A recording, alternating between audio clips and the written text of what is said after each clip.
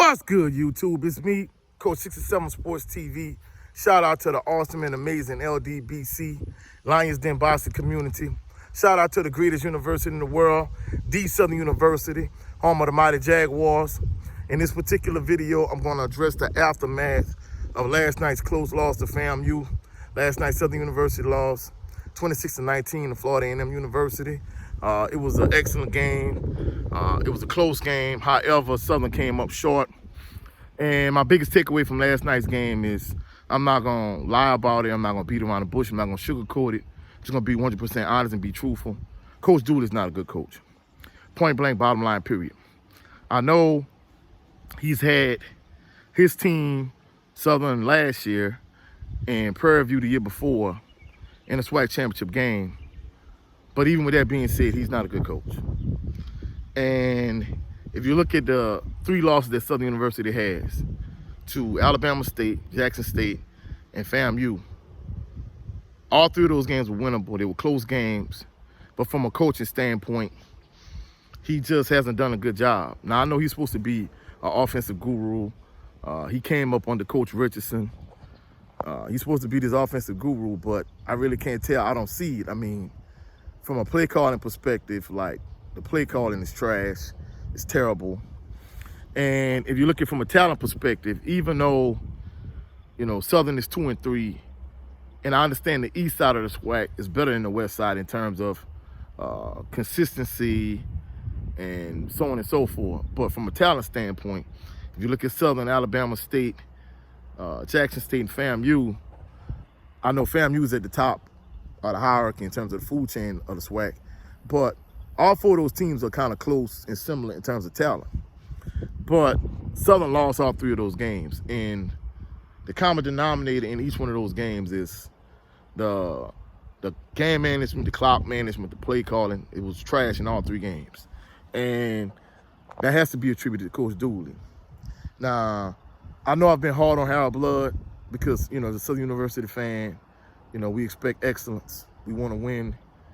And truthfully speaking, from a talent standpoint, Southern has enough talent to win a SWAC championship. Southern has enough talent to get to the Celebration Bowl. But the truth of the matter is Coach Dooley just not doing a good job. And we're just going to look at things from a coaching perspective.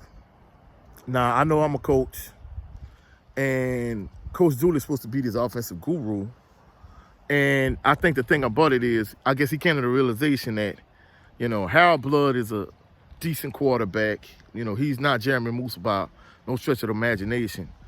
The thing that someone and I was talking about this morning after church is the fact that Harold Blood is good enough to win a SWAC championship. I know a lot of people are going to disagree with what I'm saying, but the truth of the matter is if Marcus Jacoby won a SWAC championship at Southern, then Harold Blood is good enough to win a SWAC championship at Southern also. Now, I know some people are going to be like, well, coach, is a different era. There was no SWAC championship game back in those days. And the day is a different day, a different time. But truthfully speaking, if you look at all the dynamics, they're pretty much all the same. Now, I know they didn't have a SWAC championship game. And with the it's the Celebration Bowl, and now the Heritage Bowl then. The reason why they discontinued it because interest was lost for a minute. And Coach Richardson didn't want to play in that game anymore because Southern and Grambling, they play the Bayou Classic. That weekend is the start of the 1AA playoffs. And basically, those two teams from the SWAC can't go.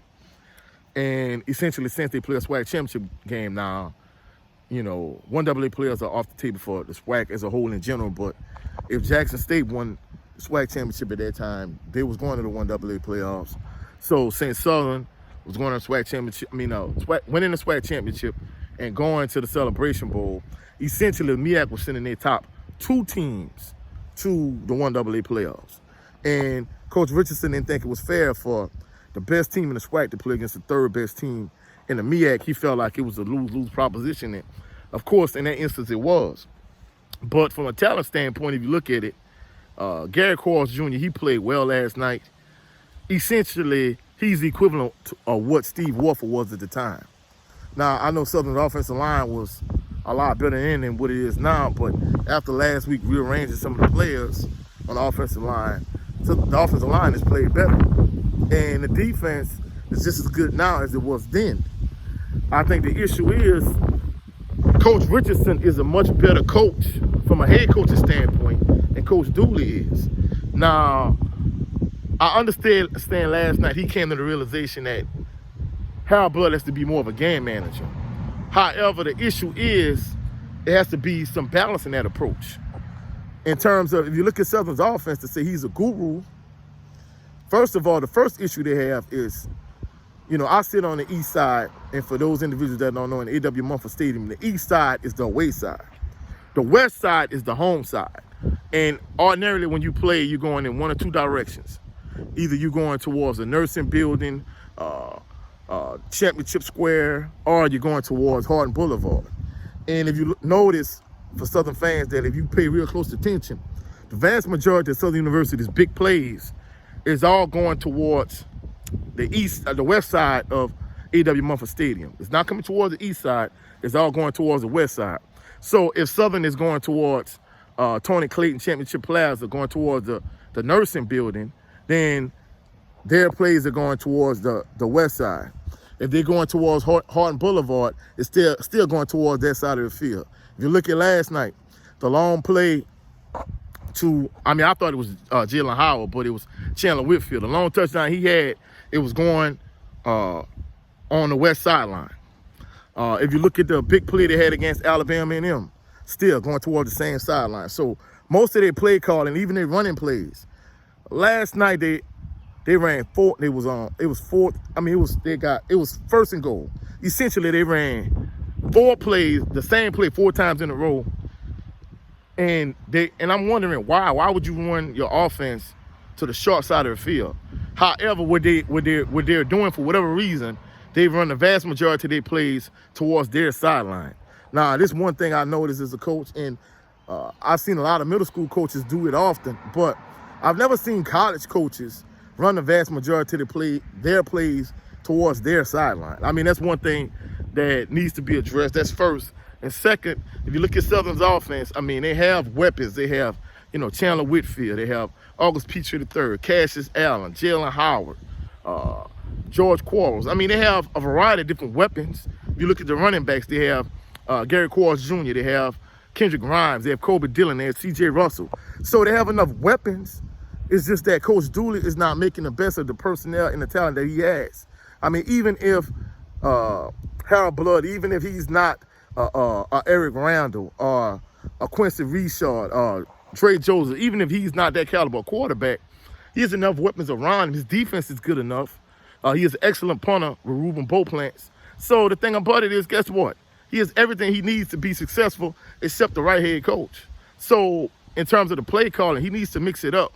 You have a little bit less than a minute left last night in the game. A little bit less than a minute left. You have one timeout, you right at midfield. Who runs the ball in that particular situation? That was a stupid play call.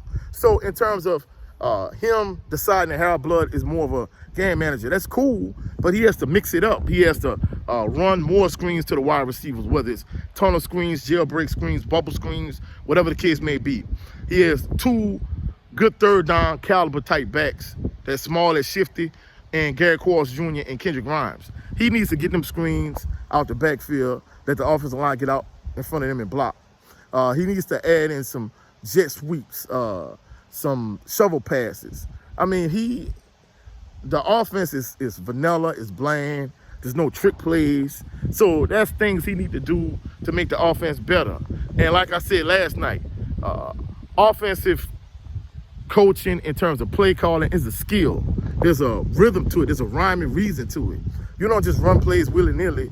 You have to scaffold and build. Just like, for example, if someone is teaching math, first you have to teach the person the numbers. Then you teach them how to count. Then you teach them how to add, subtract, multiply, divide. So it's scaffolding. These skills are built on top of each other. So from a play calling standpoint, if I'm calling plays, just say I run a dive or run a lead or whatever the case may be. If I run up the middle a couple times in a row, then after that I'm setting up a bootleg. And the same thing last night. If you look at FAMU, it was towards the end of the game. It was 4th and 10. They were on the plus side of the field. It's 4th and 10.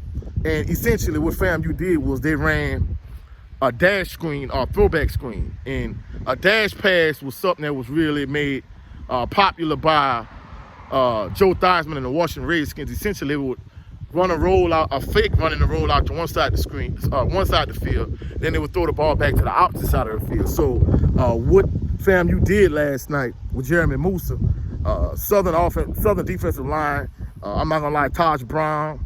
I mean, the defense has played a good game. Taj Brown, he had a real good game. Him and Kelby Givens, Jalen Campbell, for the exception of the drop interception, he had an excellent game last night too. The defense played well enough for him to win. But just like the other 2 previous games that they lost, the offense is constantly putting the defense in a tough situation. They're leaving them out on the field for far too long, and that was the issue. So essentially what FAMU did was, because they was getting a lot of pressure, they started rolling Jeremy Musa out in certain instances. So for this particular play, they ran the rollout to one side, and they threw a screen back to the other side of the field, and they got like 30 yards off of that play. 23, it was a big game. And eventually they scored a touchdown. And that type of play calling by FAMU's coaching staff, it was the difference in the game last night. So Southern University, from a play calling standpoint, from a coaching standpoint, they need to do a better job. But truthfully speaking, I think we just kind of at the point where we need to realize that Coach Dooley's not that good of a head coach. And that's just the bottom line.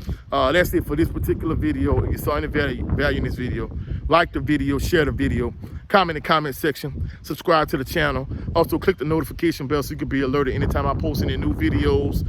Coming up, I'm gonna talk about upcoming homecoming for Southern University. Of course, they should win that game, but that's another story. So that's it for this video. Check out me and my brother tonight on his channel, Jared 11 Green, for the Southern Baller Show. Also check out my brother Brent Fox on his channel also. So see y'all tonight for the Southern Baller Show, 7 p.m. Central Standard Time. Catch y'all on the rebound. Peace and blessings.